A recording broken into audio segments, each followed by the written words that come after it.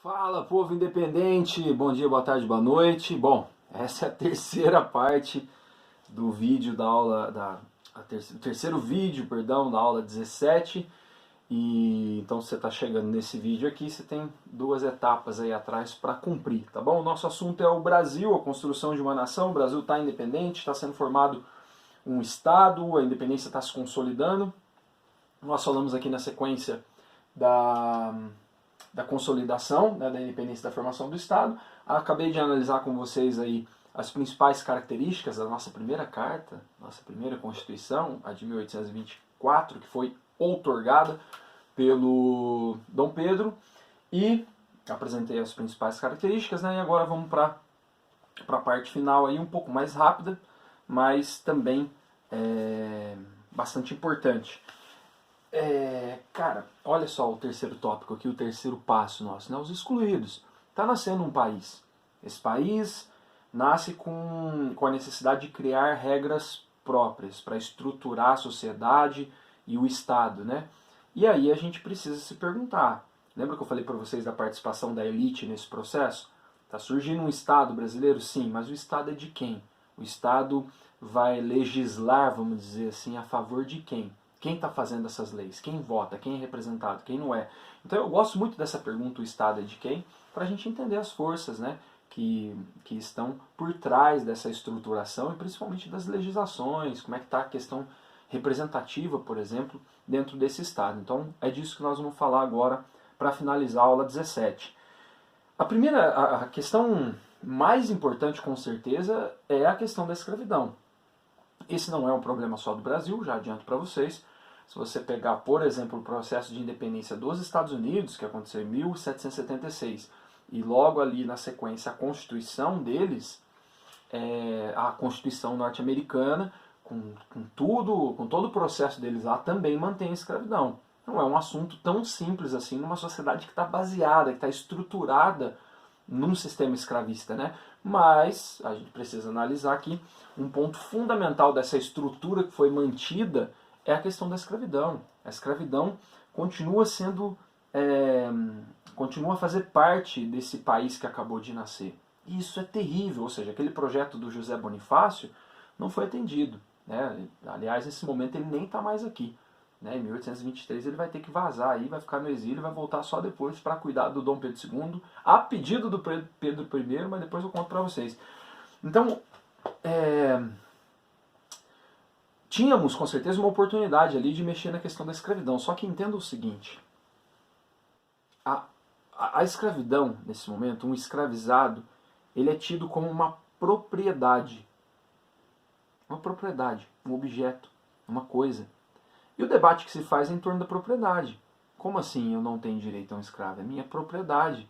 Essa palavra, propriedade, que movimentou, né, as revoluções burguesas, que movimentou todo o desenvolvimento do capitalismo, do pensamento liberal, também é usada nesse momento para proteger o direito do proprietário. Então, tocar no assunto da escravidão aqui não é uma questão de humanidade nesse momento, é uma questão de propriedade, ela vai ser mantida pela propriedade. A gente vai ter um momento aí nessa análise do Brasil Imperial para falar muito bem sobre a escravidão. Quero fazer uma aula bem longa sobre a escravidão, sobre a escravidão no século XIX e principalmente o processo de abolição, mas é importante a gente dizer que o debate sobre o fim da escravidão aqui é a propriedade, e ainda não tem solução para isso. Mantém-se a propriedade então. Propriedade sobre uma pessoa, né? É triste isso, mas é a realidade. A sociedade brasileira ela está baseada no desenvolvimento escravista. Mesmo com as pressões da Inglaterra, mesmo com tudo que estava acontecendo, a grande pauta do século XIX em vários lugares do mundo ocidental é a questão da abolição, né? Isso vai virar um grande movimento no Brasil, um movimento popular, um movimento social, não só popular, mas acima disso um movimento social, principalmente a partir dos anos 50. Mas esse é um assunto que não foi resolvido aqui na Constituição e na formação desse Brasil, no início dessa história desse Brasil-nação. Então anota isso aí. Outra coisa que não foi atendida de uma proposta do José Bonifácio, da galera que estava junto com ele, né? O Brasil é um país que tem, nesse momento aqui, uma desigualdade muito grande na estrutura fundiária, na distribuição de terra.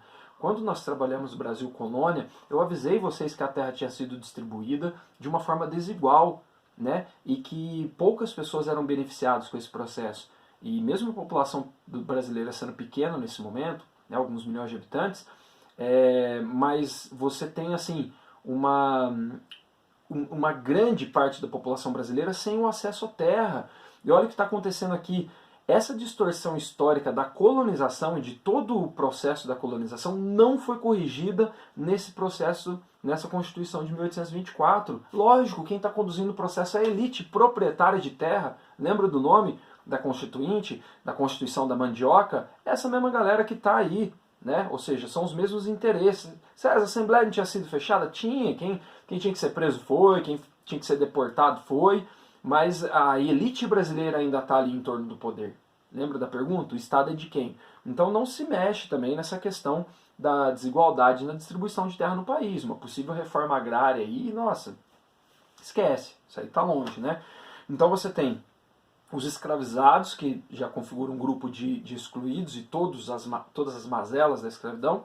Você tem os não proprietários, que também passam a ser excluídos nesse processo. E por que eu digo isso com certeza e com a boca cheia? Porque o sistema, você pensa assim, então temos uma Constituição e tal, mas não dá para mudar esse Estado? Qual que é o mecanismo que a gente tem, e até hoje a sociedade tem, para alterar a regra do jogo ou a estrutura vigente? O voto, né? E através do voto conseguir representatividade e tentar mudar alguma coisa. Só que nesse caso aqui tem uma particularidade de um sistema eleitoral que vai vigorar até 1881. Lá na frente eu vou falar de uma reforma que vai acontecer em 1881. Mas por enquanto, o que está definido pela Constituição de 1824 é o seguinte, ó, vai fazendo a lista aí de quem está de fora então.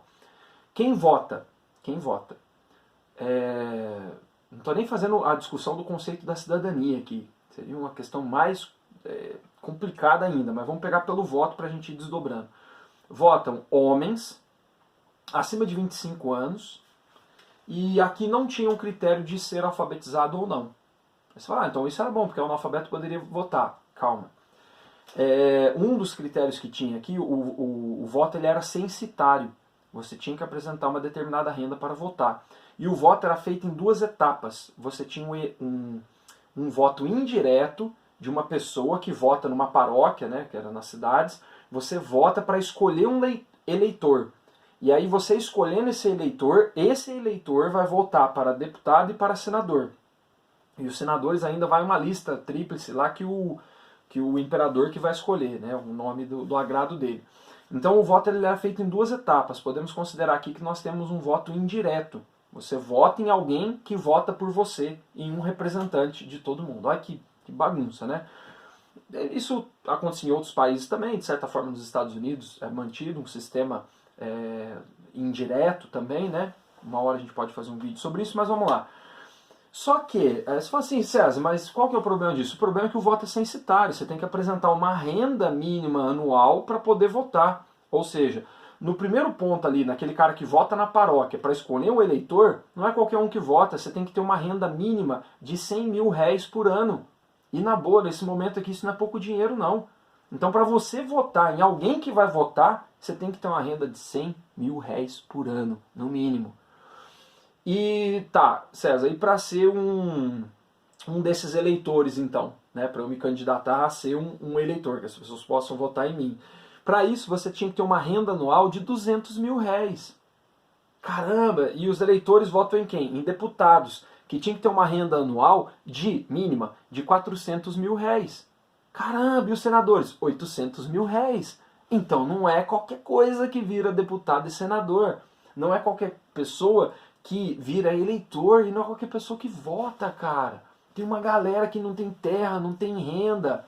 Independente de saber ler ou escrever ou não, esse não é o debate agora, o voto do analfabeto vai ser proibido em 1881, né? E só volta a ser permitido por essa Constituição que eu apresentei para vocês aí agora há pouco, tá aqui. Essa aqui. Então, cara, olha que doideira, você tem um sistema extremamente excludente nesse processo. Por isso que o tópico aqui chama os excluídos, né?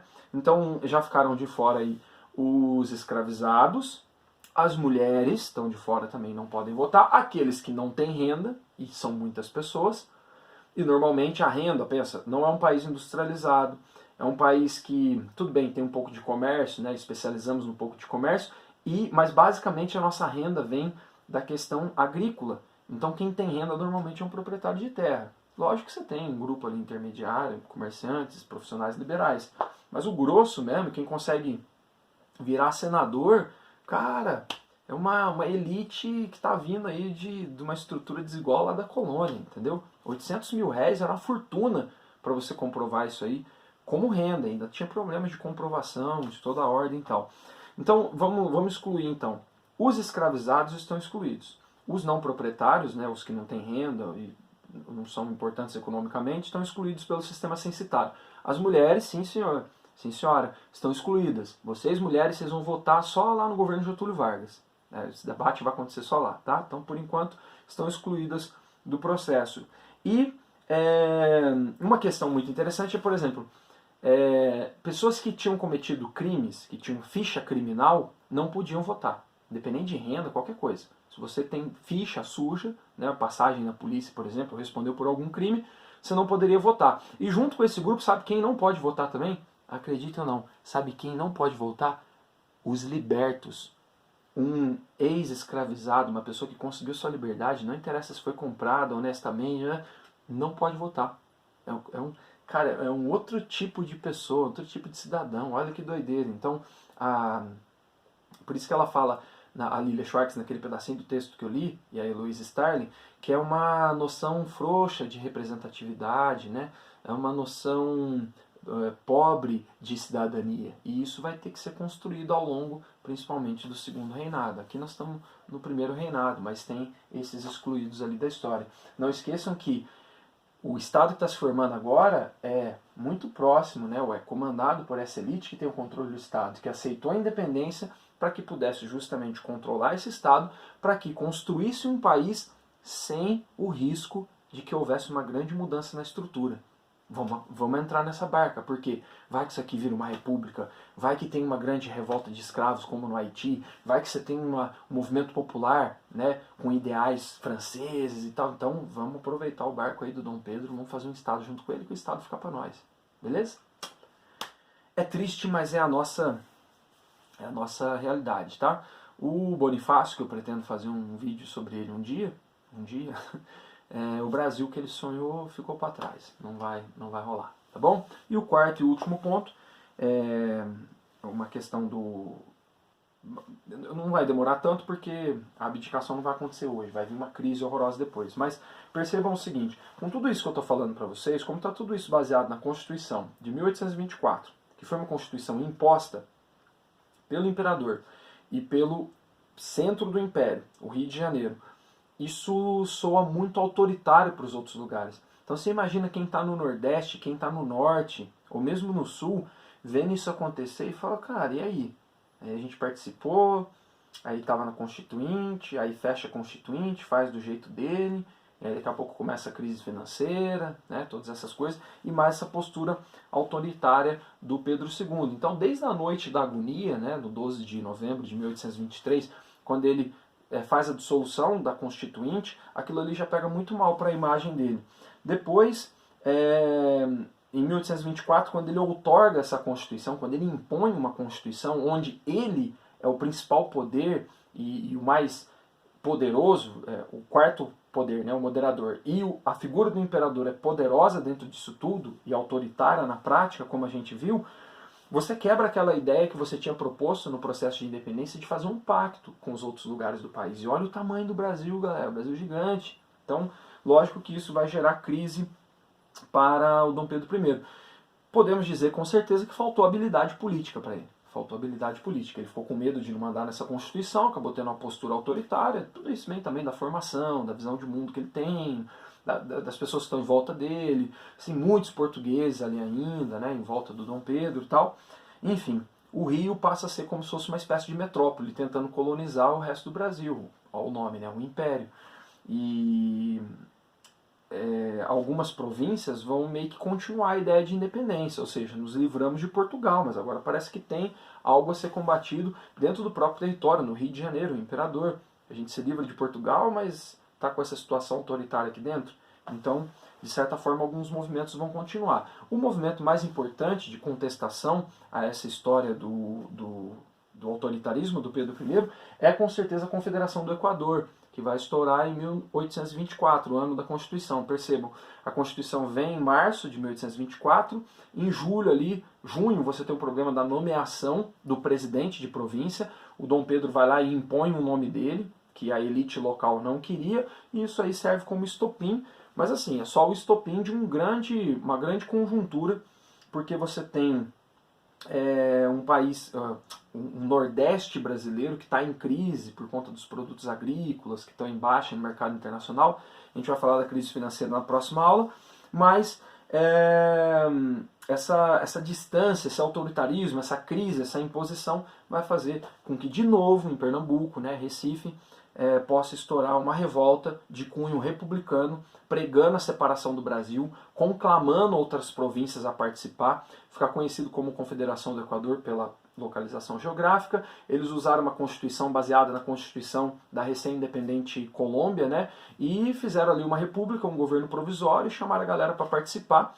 Isso não vai durar muito tempo. Um dos principais nomes dessa Confederação do Equador, que já tinha sido um nome muito importante lá em 1817, que é a Revolução Pernambucana, é o Frei Caneca. Ah, Joaquim do Divino Amor, o Frei Caneca. Aqui tem uma biografia, né, uma seleção de trechos da vida dele e obras do Frei Caneca, escrita pelo Frei Tito. Tá? Essa é uma figuraça muito importante na história brasileira. Já tinha ali um envolvimento muito grande dos padres da região ali do Nordeste, principalmente de Pernambuco, nas questões políticas, né? E nesse momento você tem ali um resquício do que tinha ficado em 1817, já tinha ficado uma mágoa grande daquele processo que o Dom João já tinha sentado o sarrafo na galera.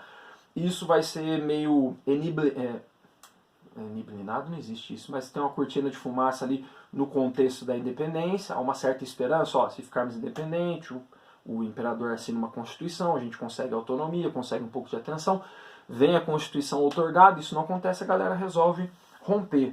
É um movimento muito bonito, inclusive a Bárbara Alencar, a mãe do José de Alencar, ela... E agora, hein? Mãe ou vó? Oh, meu Deus, me confundi. Enfim. Eu acho que é mãe. Bom, enfim, tem uma aula aí das mulheres aí que eu vou postar para vocês. E ela também é uma figura importante aí, representando a família, Alencar, forte lá na região, ela participa do processo também, então. Pra gente não estender tanto o assunto aqui, a situação é a seguinte, você tem um foco de resistência e um movimento separatista no Brasil, recém-feito aí, recém-independente. O que acontece? O Pedro I não economiza esforço nenhum em reprimir com bastante violência isso. Então você vai ter um ataque, uma invasão, um cerco horroroso ali ao foco, né, da Confederação do Equador, que é Recife e Olinda, e aí você vai ter um confronto ali de um período, em meses esse movimento vai terminar.